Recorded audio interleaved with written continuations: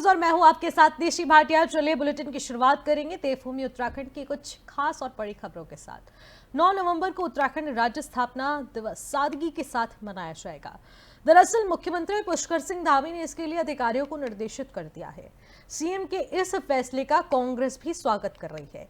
आपको बता दें कि अल्मोड़ा बस हादसे के बाद मुख्यमंत्री पुष्कर सिंह धामी ने राज्य स्थापना दिवस पर आयोजित होने वाले सभी सांस्कृतिक कार्यक्रमों को रद्द कर दिया है। उन्होंने कहा कि राज्य स्थापना दिवस के जो सभी कार्यक्रम हैं, जो कि सांस्कृतिक कार्यक्रम हैं, उन्हें सादगी के साथ मनाया जाएगा। वहीं कांग्रेस के प्रदेश महामंत्री नवीन जोशी ने मुख्यमंत्री के इस फैसले का स्वागत करते हुए कहा कि राज्य गठन को 24 साल पूरे हो गए हैं, लेकिन अभी तक सड़क दुर्घटना पर विराम नहीं लग पाया है। बीजेपी अपने कार्यकाल में सिर्फ उत्पीड़न और हिंदू मुस्लिम ही कर रही है।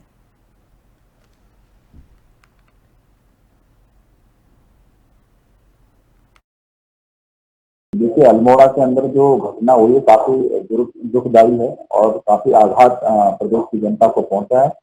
माननीय मुख्यमंत्री जी जो निर्णय लिया है वो निर्णय सही है।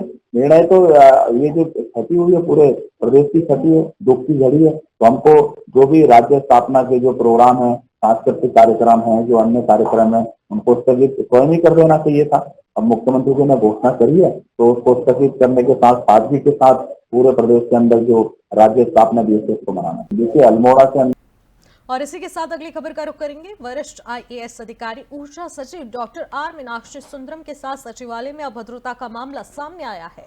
अब इसको लेकर सचिव और मीनाक्षी सुंदरम के वरिष्ठ निजी सचिव ने एसएसपी देहरादून अजय सिंह के साथ बता दें कि बातचीत की और उन्हें शिकायत देते हुए युवा नेता बॉबी पवार और उनके 2 साथियों पर अभद्रता और मारपीट करने का आरोप लगाया है। एसएसपी को दी गई शिकायत के मुताबिक बुधवार को बॉबी पवार अपने 2 साथियों के साथ सचिवालय में विश्वकर्मा भवन स्थित ऊर्जा सचिव डॉक्टर आर मीनाक्षी सुंदरम से मिलने पहुंचते हैं। अब इस दौरान उन्होंने सचिव के साथ अभद्रता की, गाली गलौज की और मारपीट करने के साथ ही जान से मार देने की धमकी तक दे दी। अब घटना के बाद सचिव ने वरिष्ठ निजी सचिव कपिल कुमार और अपर निजी सचिव अनूप डंगवाल को बुलाकर बॉबी पवार और उनके साथियों को बाहर भेजने के निर्देश दिए। इस दौरान भी आरोपियों ने उनके साथ भी धक्का मुक्की की, साथ ही सचिवालय से बाहर देख लेने की धमकी दी है। प्रकरण में पुलिस ने मुकदमा दर्ज करने का आग्रह किया है। अब साथ ही शिकायत में यह भी कहा गया है कि यदि भविष्य में सचिव या निजी सचिव या अपर निजी सचिव के साथ किसी भी तरह की अनहोनी होती है तो उनके लिए पूर्ण रूप से बॉबी पवार ही जिम्मेदार होंगे।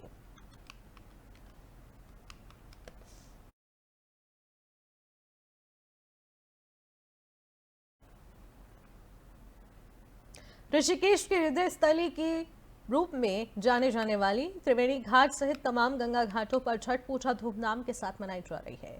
पूर्वांचल और बिहार के निवासी विधि विधान के साथ पूजा अर्चना कर अपनी मन्नतें पूरी करने के लिए प्रार्थना छठ माता से करते हुए दिखाई दे रहे हैं।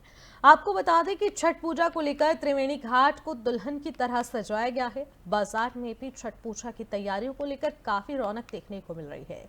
नहाए खाए के साथ शुरू हुई छठ पूजा के दूसरे दिन खरना के रूप में इसे मनाया गया है।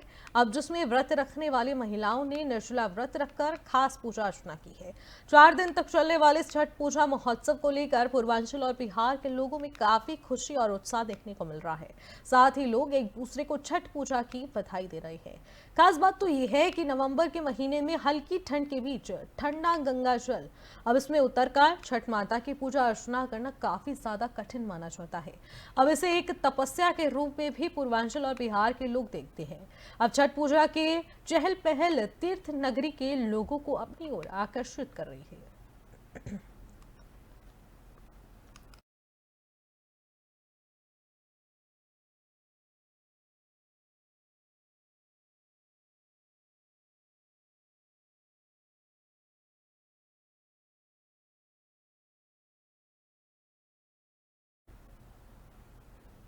और इसी के साथ अगली खबर का रुख करेंगे। उत्तराखंड की परंपरा को संजोने को लेकर मनाया जाने वाला 3 दिवसीय गढ़ कौथिग मेले का 8 नवंबर से आयोजन किया जा रहा है। अब गढ़वाल भ्रात मंडल में संस्थान के द्वारा ये 8 नवंबर से शुरू होने वाला 3 दिवसीय कौथिग में उत्तराखंड की संस्कृति के विविध रंग देखने को मिलेंगे। अब संस्थान के अनुसार जिस प्रकार से यहाँ पर हर वर्ष इसी भांति एक भव्य रूप से मेले का आयोजन किया जाता है। अब संस्था के अध्यक्ष ओम प्रकाश बहुगुणा ने बताया कि पहाड़ों से हो रहे पलायन के कारण हमारी परंपरागत लोक सांस्कृतिक और विरासत विलुप्त होती नजर आ रही है। अब गढ़ कौथिग मेले के माध्यम से हम अपनी नई पीढ़ी को पुराने रीति रिवाजों और संस्कृति और विरासतों के साथ रूबरू कराते हैं। उन्होंने सभी प्रवासियों से गढ़ कौथिग मेले के लिए हर संभव मदद की अपील की है। साथ ही पहाड़ के युवा वर्ग है उन्हें सेब की खेती व अन्य प्रकार से स्वरोजगार प्राप्त कर रहे हैं और रोजगार भी दे रहे हैं। उनको भी एक अच्छा प्लेटफॉर्म उपलब्ध करवाने को लेकर मेले का आयोजन किया जा रहा है, जिसमें युवाओं को खासतौर पर प्रकाश में रखा गया है। और ऐसे में उन युवाओं को प्रोत्साहित करने के लिए, पलायन ना करने के लिए, अपनी संस्कृति से जोड़ने के लिए इस तरीके के कार्यक्रमों के आयोजन में सरकार से भी मदद की अपील की गई है।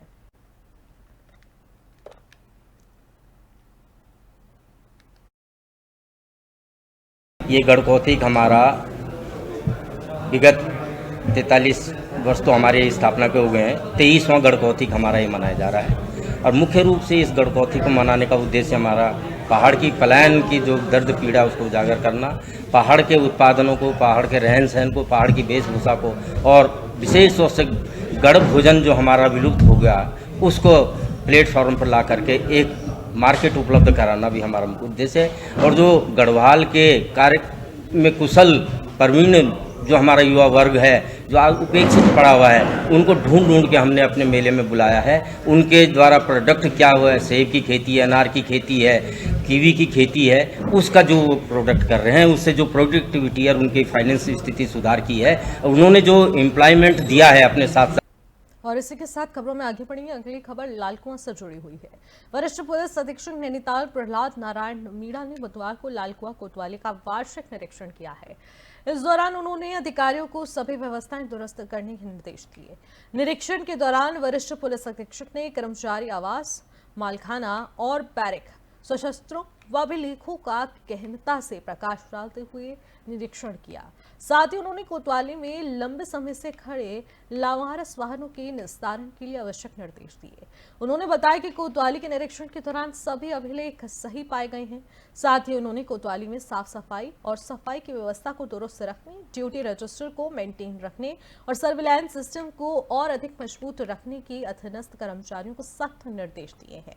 वरिष्ठ पुलिस अधीक्षक ने कहा है कि लालकुआं कोतवाली को सुंदर और सुसज्जित स्वरूप प्रदान किया जाएगा। उन्होंने कहा है कि पुराने भवनों के नवनिर्माण के लिए पूरी तरीके से पत्राचार किए जा रहे हैं। ऐसे में बजट आने पर जल्द ही निर्माण भी करवाया जाएगा। निरीक्षण के दौरान कोतवाली प्रभारी निरीक्षण टी.आर. वर्मा, वरिष्ठ पुलिस उप निरीक्षक हरेंद्र नेगी, वरिष्ठ पुलिस उप निरीक्षक दीपक बिष्ट सहित तमाम पुलिस अधिकारी और पुलिसकर्मी यहां मौजूद रहे।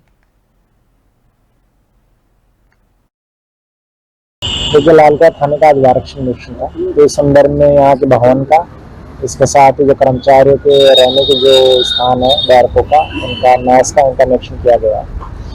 साथ ही काफ़ी लंबे समय से लंबित पड़े जो माल है, चाहे वो वाहन हो या अन्य, उनके निस्तारण के संदर्भ में निर्देश दिए गए हैं। तथा साथ ही यहाँ पर रजिस्टरों के रखरखाव और जो हमारे हथियार हैं उनके रखरखाव को लेकर भी निरीक्षण किया जा रहा है। CCTVNS और बाकी जितने भी हमारे पोर्टल हैं उनमें जो डाटा अपडेशन है उसका भी आज निरीक्षण किया गया है कि डाटा अपडेशन की स्थिति क्या है। साथ ही आम जनता जो आती है उनके लिए जो एक हेल्प डेस्क बना रखा है यहाँ पर, उसमें एंट्रीज किस तरीके से हो रही है और आम जनता की जो शिकायत है उन पर कार्रवाई किस तरीके से हो रही है, उसका फॉलोअप भी यहाँ पर किया गया है। जो निरीक्षण है उसमें चीज़ें जनरल तौर पर ठीक पाई गई है। मालों के रखरखाव को लेके और जो हमारा CCTVNS और बाकी पोर्टल जो हैं उनमें जो डाटा अपडेशन होता है उसको लेकर निर्देश जारी किए गए हैं। देखिए, लालकुआं थाने का आज वार्षिक निरीक्षण था।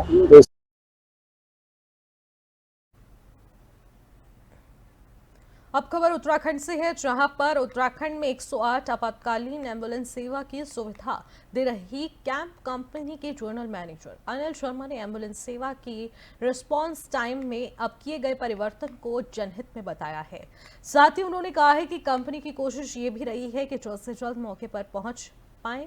कंपनी की ओर से रिस्पांस टाइम में बेहतर सुधार किए गए हैं, लेकिन कुछ परिस्थितियों में जाम और टूटी सड़क और घटनास्थल की दूरी पर देरी की संभावना होती है, लेकिन इस पर भी बहुत अधिक काम किया जा चुका है।